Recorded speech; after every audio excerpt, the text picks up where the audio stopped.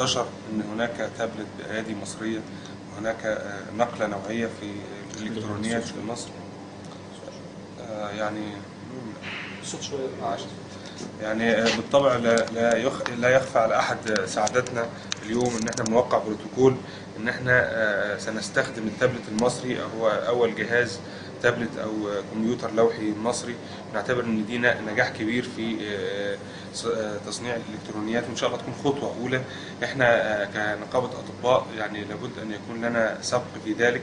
تعاوننا وتواصلنا مع وزاره الانتاج الحربي، اتفقنا اليوم وقعنا بروتوكول للتعاون ان شاء الله. ويمكن احنا تلقينا يعني ردود فعل ايجابيه جدا من كثير من الاطباء، بالطبع لفرحه الاطباء ولفرحه المصريين جميعا بهذا الانجاز.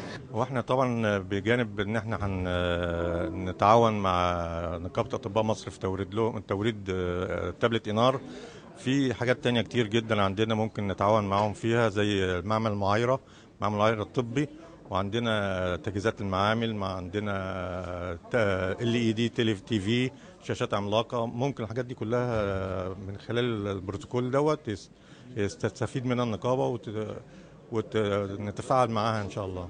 ان شاء الله هياخدوا اكتر من 1000. هو سياده النقيب قال 1000، لكن انا عارفه ان هم في كميات كبيره قوي اكتر من كده، لان في نقابه اطباء كفر الشيخ مكلماني، وفي نقابات كتير قوي فرعيه مكلماني.